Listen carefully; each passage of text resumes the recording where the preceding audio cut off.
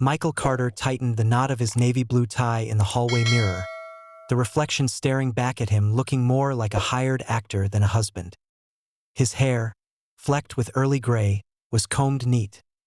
His shoulders squared beneath the blazer he hadn't worn since Rachel's cousin's wedding 2 years ago. He didn't recognize the man in front of him. Not really. He looked too polished for the mood boiling under the surface. 2 months. That was how long it had been since the screaming fight that nearly leveled their marriage. 2 months since Rachel hadn't come home one night, brushing it off with vague words about work emergencies and team deadlines. 2 months after Michael had sat at the kitchen table until dawn, staring at the clock and wondering if the woman he built a life with still belonged to him. They hadn't divorced. They hadn't healed. What sat between them was a fragile truce, thin as glass. And then the text came. Need you tonight. Rooftop party. +1 shortage. Please. Michael almost ignored it. He almost set his phone back on the counter and walked outside to mow the yard, like a man who had better things to do than play dress-up at his wife's office party. But the word please caught him. Rachel never used it unless she was desperate. Against his instincts, he shaved, put on the blazer, and now here he was, tightening a tie that felt like a noose. The rooftop was buzzing when he arrived. Strings of lights stretched from beam to beam, glittering against the late summer night sky. Bartenders poured cocktails into slim glasses. Servers carried trays of hors d'oeuvres, and clusters of professionals laughed too loud at things that weren't funny. It was the kind of scene that made Michael's teeth grind. Fake smiles, handshakes with hidden knives, and laughter designed more to be overheard than shared. Rachel spotted him near the elevator, her expression flickering between relief and tension. She wore a black dress that hugged her frame, her hair curled in a way she never bothered with at home. When she slipped her hand into his, it was warm but hesitant, like she was holding a stranger. "You came," she whispered, lips brushing his ear as she kissed his cheek. "You asked," Michael said flatly, his jaw tightening. She led him into the swirl of conversations, her grip tight on his hand, as if she could pull him into her world and make him fit. Michael noticed the sideways glances, the subtle lifts of brows from people who hadn't expected her husband to show. He could almost hear their thoughts. That's him? That's the guy who keeps her from staying late at the office? Michael forced a smile, but it felt borrowed, like it belonged to some version of him that had died years ago. He shook hands, listened to names he wouldn't remember, and endured the kind of empty chatter he despised. Every time Rachel leaned in to laugh at someone's story, he felt the knife twist a little deeper. She looked like she belonged here. He looked like a prop she dragged along to fill a seat. But he didn't let it show. Not yet. He stood near the railing, overlooking the city skyline, sipping a bourbon that burned on the way down.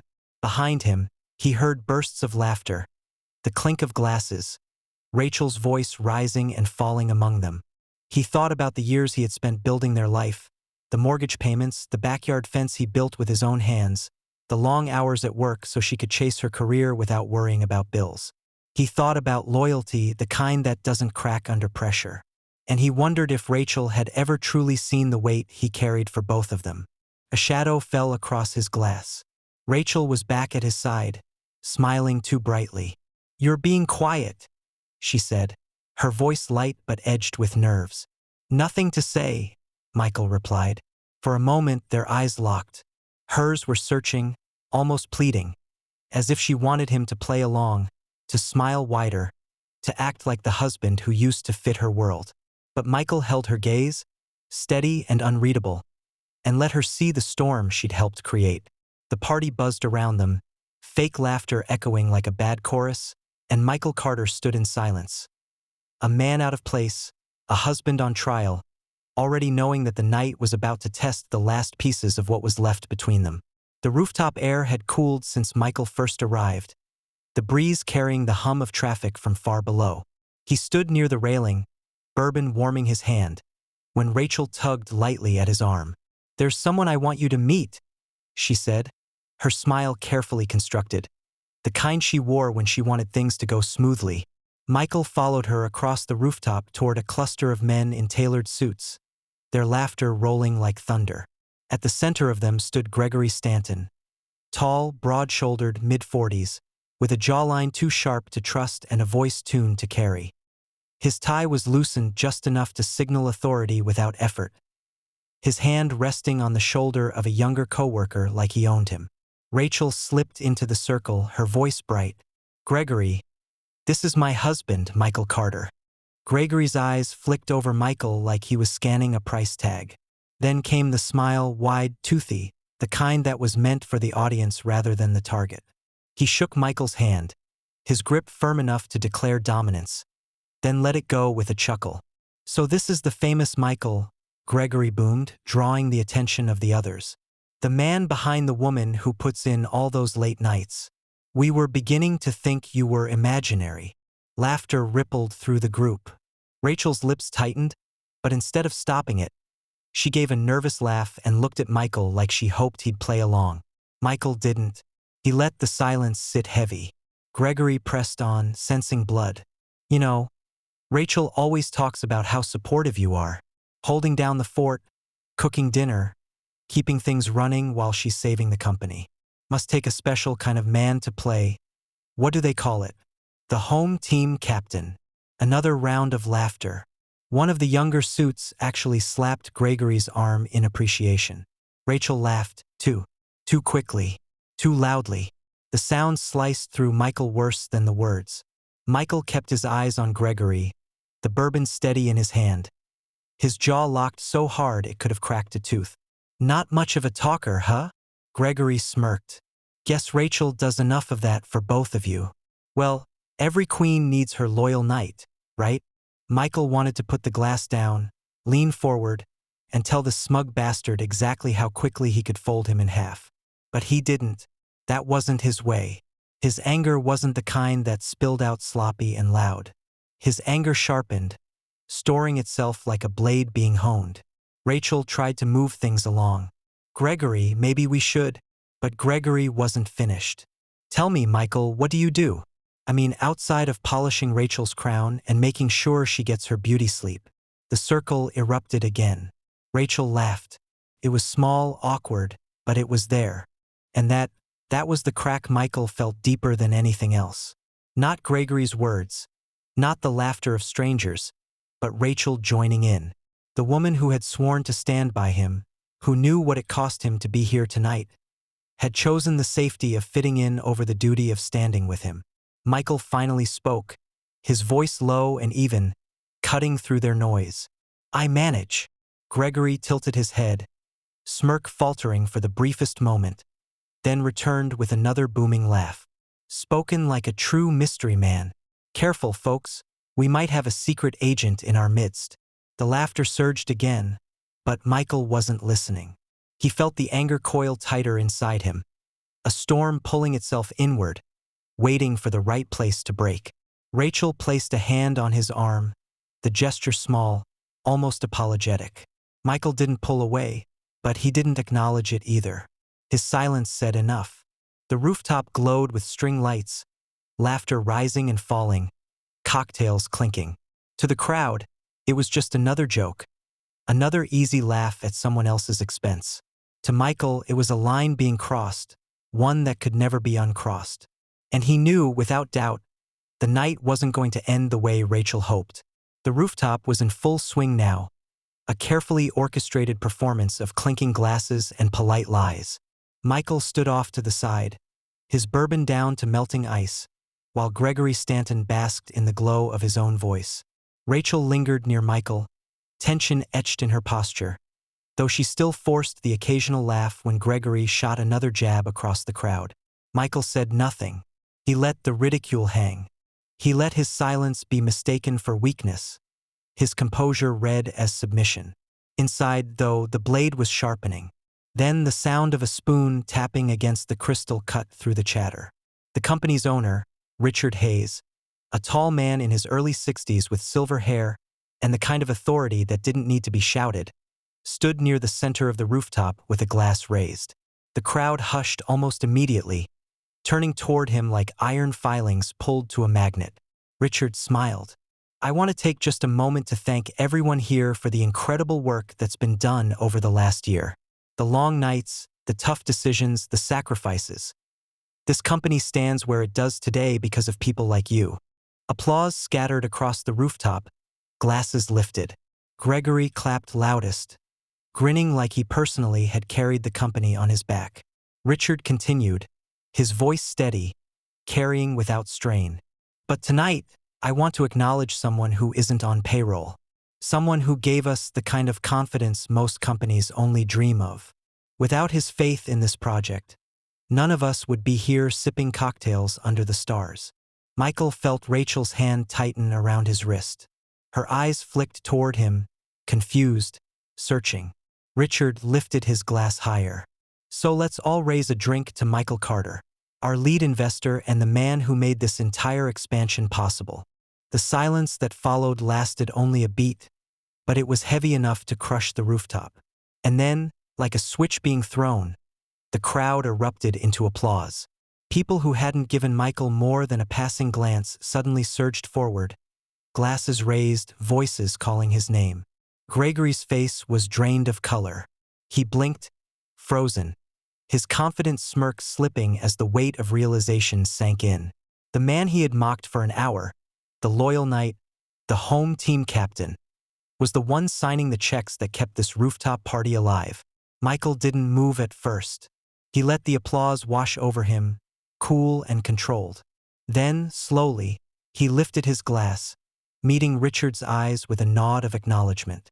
"Thank you," he said, his voice even, carrying just enough to reach the crowd. "I've always believed real work deserves real backing. You've all done the work. I just provided the confidence." It wasn't a speech. It wasn't grandstanding.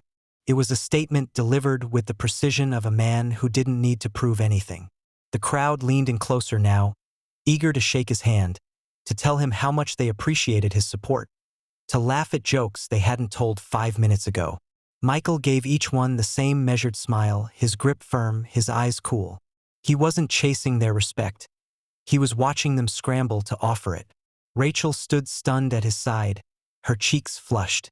For years she had lived with Michael's quiet steadiness, sometimes mistaking it for passivity, sometimes resenting it as dullness. Tonight she saw what his silence really was: power, waiting for the right moment to speak. Gregory tried to recover, stepping forward with a strained grin. "Michael, I had no idea. Truly, it's an honor. You've done us all a great service." Michael turned to him, glass still in hand, and let the pause linger. The rooftop had fallen quiet again, waiting for his response. Finally, Michael said, "Sometimes it pays to listen before you speak." The words weren't loud, but they cut sharper than any insult Gregory had tossed his way earlier. A ripple of murmurs ran through the group. Gregory's grin faltered, and he raised his glass in a half-hearted toast before retreating into the crowd, suddenly smaller than he had ever seemed. Michael turned back toward Richard, clinked glasses with him, and let the moment settle. He wasn't here for vengeance. He wasn't here to humiliate anyone. He was here to remind every last person on that rooftop, including his wife, that silence isn't weakness. It's patience. And when the time comes, patience can turn a room on its head. The rooftop's energy had shifted so sharply it felt like a different party altogether. Moments ago, Michael had been the butt of the jokes. Now, people practically tripped over each other to get within arm's reach of him. A junior manager shook his hand like a man grasping for a lifeline. A woman from marketing gushed about how she'd always admired Rachel's incredible choice in partners. Even the bartender, who had barely noticed Michael earlier, leaned forward to ask if his drink was to his liking. Michael gave them each the same thing: a firm handshake, a level gaze, a smile that never reached his eyes. He let them work for his approval, but he gave nothing more than politeness. He wasn't here to collect validation. He was here to remember who had revealed themselves when they thought he was powerless. Gregory hovered on the edge of the circle, his laughter now too loud, his attempts at charm falling flat. Every so often he inched closer, looking for a chance to reinsert himself, but each time Michael's cold glance froze him in place. Rachel stayed at Michael's side, but her silence spoke louder than the chatter around them. She hadn't known. She hadn't the faintest idea who her husband really was to this company.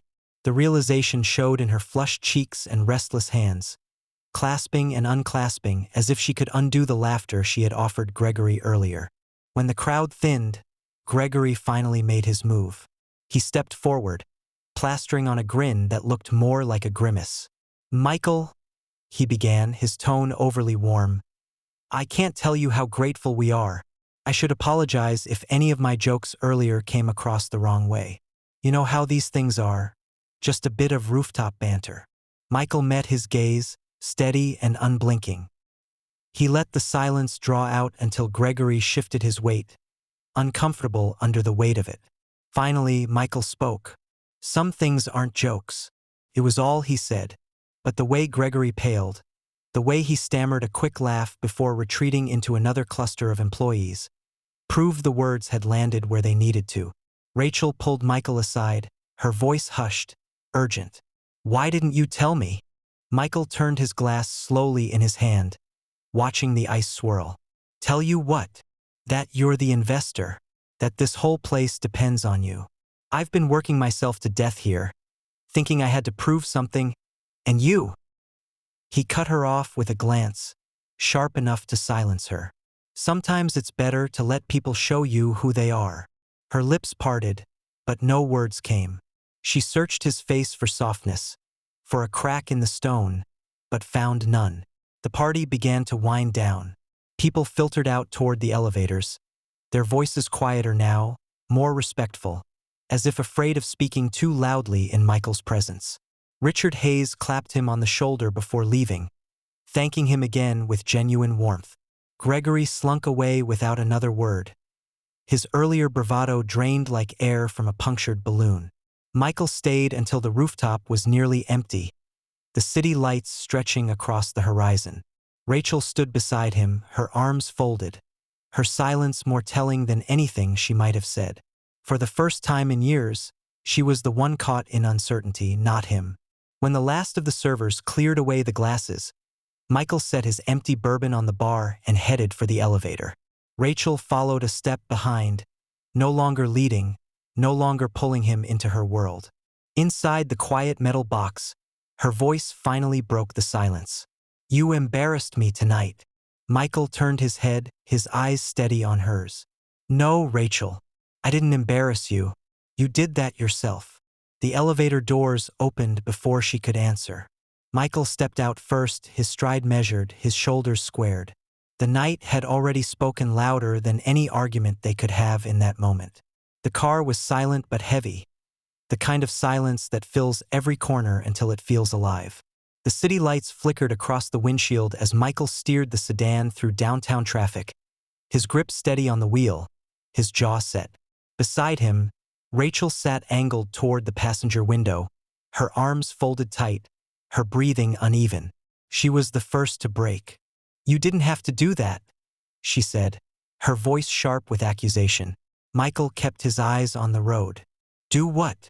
"Sit there like a king, letting everyone trip over themselves, making Gregory look like an idiot, making me look like I didn't even know who my own husband was."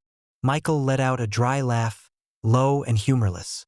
"Gregory didn't need my help looking like an idiot. He managed that fine on his own." Rachel's head snapped toward him. "You humiliated me. Do you know how that felt? To be standing there, realizing you'd been hiding this from me while I was—" He cut her off, his voice calm but firm, each word measured. "You want to talk about humiliation? Let's talk about you standing there while your boss turned me into a punchline. Let's talk about you laughing along so you wouldn't look out of place. That's humiliation, Rachel. Not what happened afterward." She flinched as though he'd struck her. "It was just a joke." Michael shook his head, eyes still fixed on the road ahead.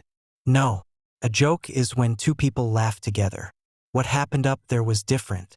That was disrespectful. And the worst of it wasn't Gregory. It was you." The silence that followed was colder than the night air seeping through the vents.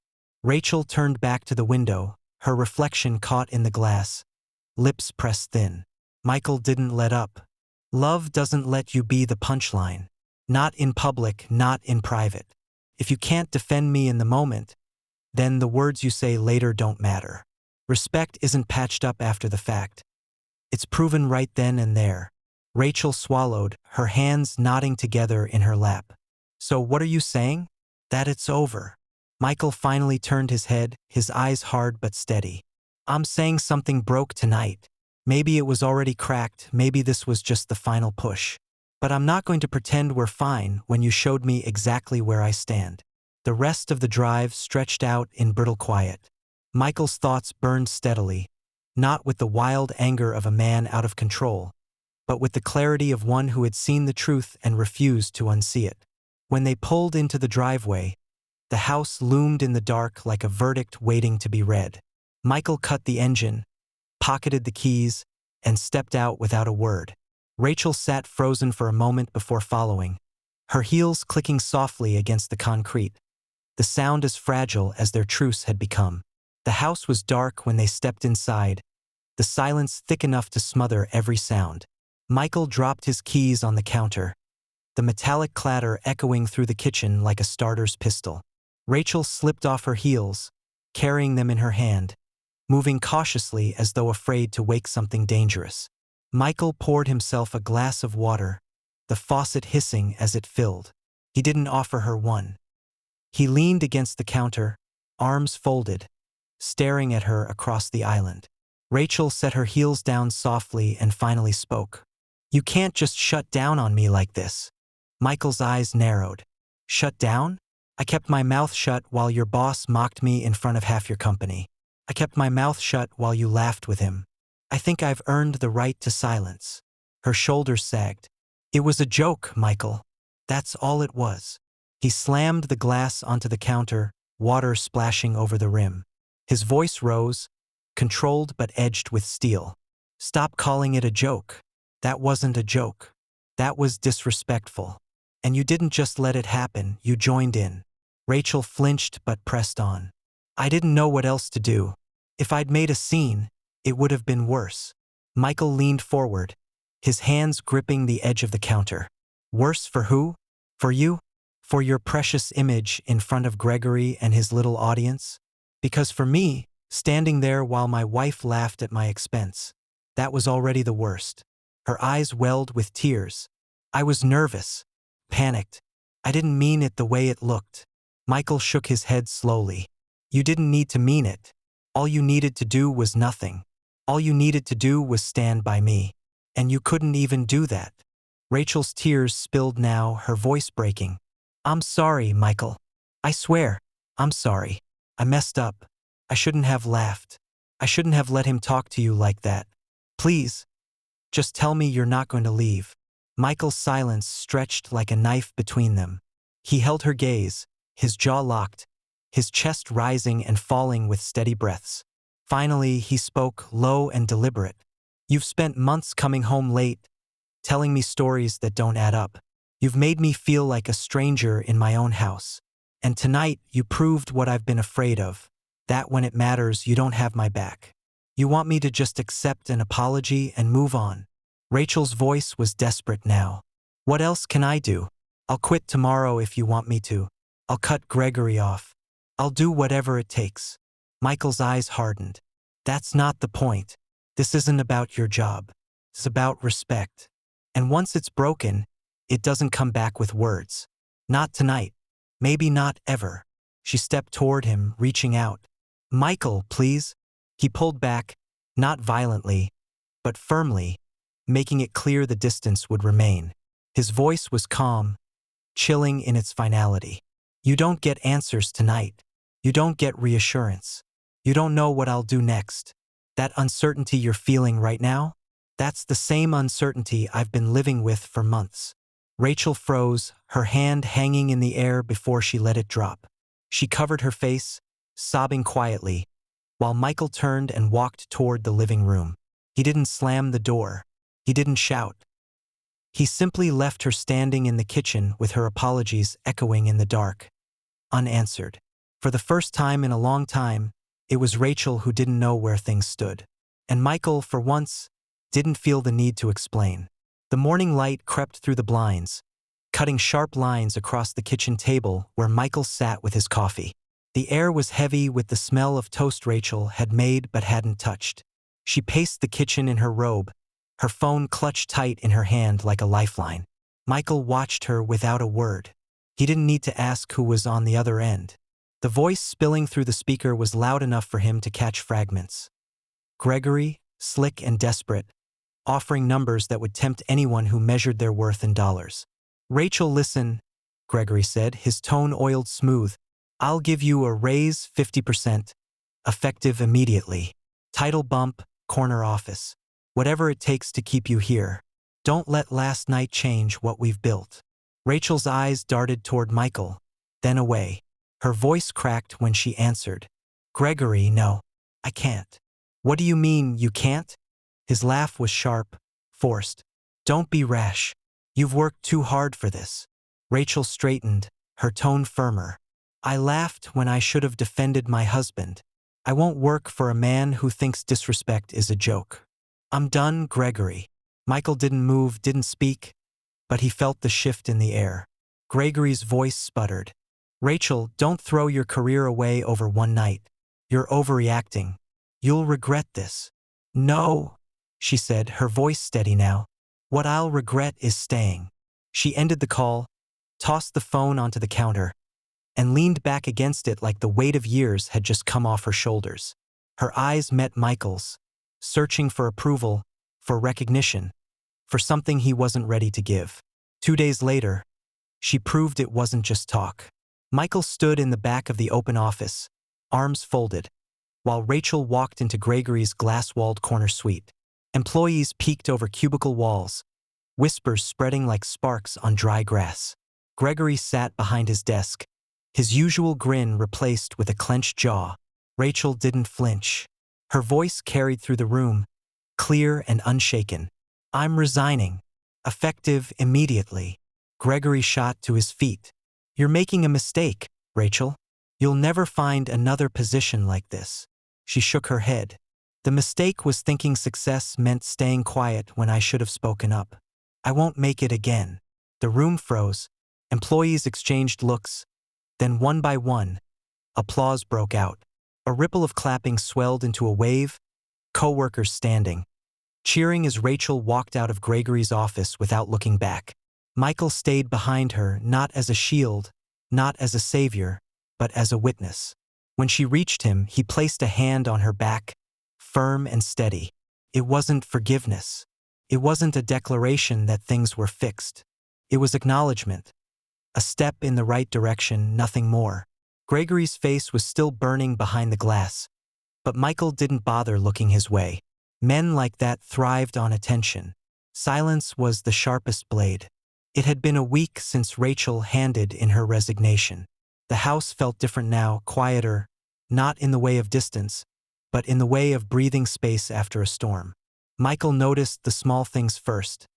She was home for dinner, not rushing in with excuses about deadlines. Her phone stayed face up on the counter instead of clutched in her hand. And when she spoke, it wasn't in half-thoughts distracted by work, but in full sentences that actually reached him. Still, Michael kept his guard. Respect, once broken, wasn't glued back together overnight. He'd lived through too many years of watching men beg for scraps of dignity, pretending everything was fine just to keep the peace. He wouldn't be one of them. That Friday, Rachel suggested dinner out. Not a quick bite, not takeout, but a proper evening. She booked a table at a downtown steakhouse, the kind of place Michael used to love but hadn't set foot in for years. When they walked in, Rachel didn't shrink into herself the way she had on the rooftop. She held her head high, her hand resting on Michael's arm, not tugging him along but showing him off. When the hostess asked, Rachel smiled and said clearly, "Table for two. My husband and I have a reservation." It was a small sentence, but it landed heavy with meaning. At the table, over ribeyes and bourbon, Rachel talked about what came next. She admitted she had no plan yet, no job lined up, no guarantees, but she said for the first time in months she felt free. "I should have remembered who I was building this life with," she told him, her voice steady. "I don't need a title to know what matters." Michael listened, chewing slowly, his eyes steady on hers. He wasn't quick to reassure, wasn't quick to offer promises. That wasn't his way. When she reached for his hand across the table, he let her take it, but his grip was firm, not yielding. Later that week, Rachel introduced him to a few former colleagues she met for coffee. This time, when she said, "This is my husband, Michael," there was no nervous laugh, no sidelong glance for approval. She said it with pride, like the words were armor. Michael noticed, and while he didn't say much, he let her see it in the way he stood taller beside her, in the way he didn't pull his hand from hers. One night, back at home, after dishes were washed and the kids in bed, Rachel leaned against the counter and asked, "Do you think we'll be okay?" Michael dried his hands with the same measured calm that had carried him through every storm of his life. He met her eyes, steady, unflinching. "That depends," he said. "On what?" she asked. "On whether you understand this, respect isn't optional. If you choose me, it's fully, every day. No slipping, no laughing it off, no standing on the sidelines when it matters. Respect or nothing." Rachel nodded, her eyes glistening but firm. "I'm all in. Every day." Michael held her gaze for a long moment, weighing her words. Then, slowly, he gave a single nod. It wasn't forgiveness. It wasn't surrender. It was a final warning wrapped in a chance. And for the first time in months, he felt something he hadn't allowed himself to feel in too long. Like a partner again, not an accessory.